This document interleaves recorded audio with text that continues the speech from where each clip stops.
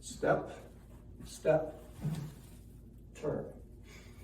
So I want to get that pelvis leading, that lower body activating on the downswing. So step back, step forward. So I'm here, you can see how my pelvis shifts.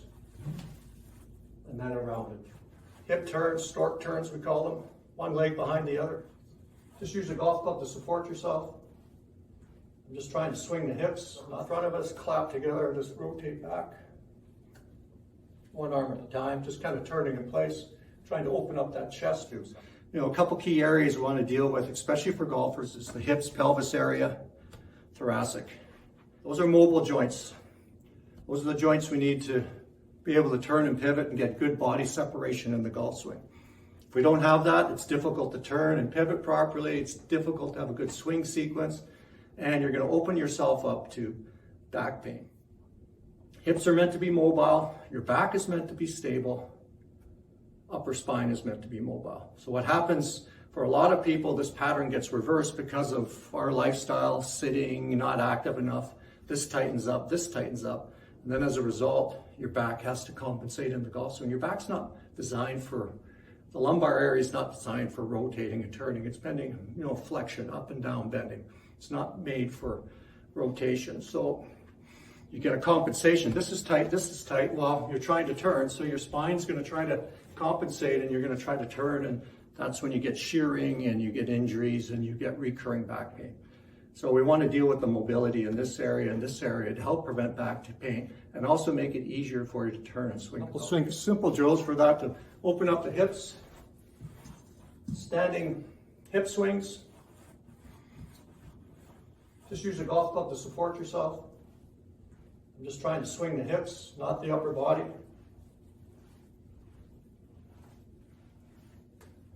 And then do the other side. These are very simple and effective. You're just trying to swing the leg back and through so they warm up that whole pelvis, hip area, and get that moving. It's a really good warm up to do. It's also good if you've been sitting for a prolonged period of time, get up and do the hip swing. Helps loosen up the hips. Support hip turns, stork turns we call them. One leg behind the other. Now you do your tight side a little bit more than your good side. And do them enough so you just feel a stretch. Most people, that's 5 to 10 reps each side. That's all you need to do. And supported hip turns. I'm just hanging onto the golf club and I'm just trying to do hip twisters back and through. Trying to move this whole area and keep this quiet.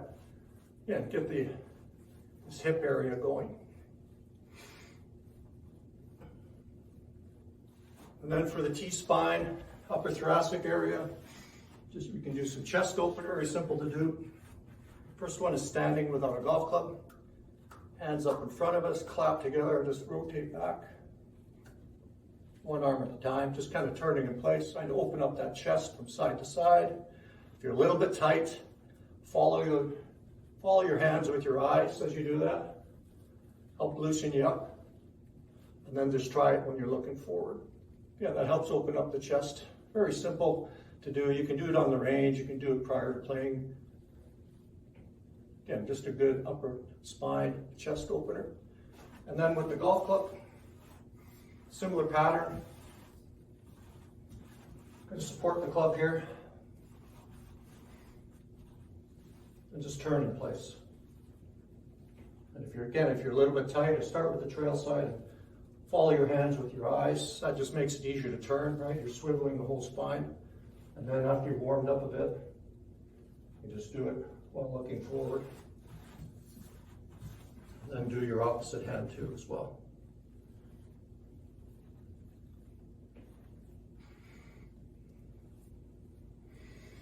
So those are good warm-up mobilities.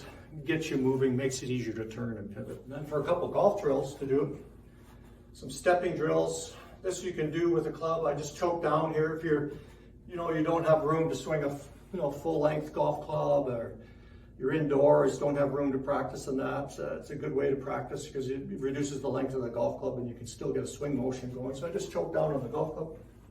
Got the butt end out here. And I'm just going to do a step and a turn. So I'm going to start where I go step and turn. So that's that correct sequence we're trying to mimic in the golf swing, so step and turn. Step and turn. That way you get that good active pivot from the ground up. Step and turn.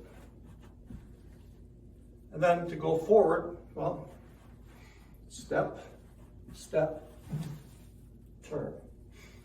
So I want to get that pelvis leading, that lower body activating on the downswing. So step back, step forward. So I'm here, you can see how my pelvis shifts. And then around it. Very simple, really good practice drill. Back and through, just to activate the swing. Do it as slowly as you want. Important to do the practice drills without the golf ball. As soon as you put the ball back in front of you, what's going to happen? You're going to go back to your old patterns of motion. And then the last drill,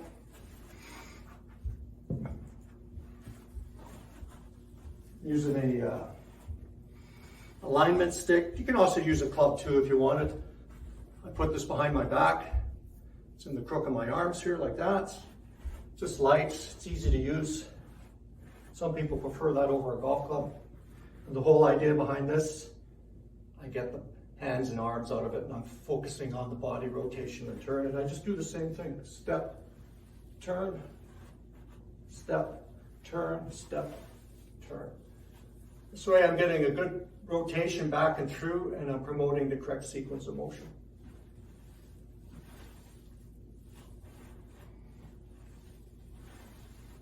Just like that.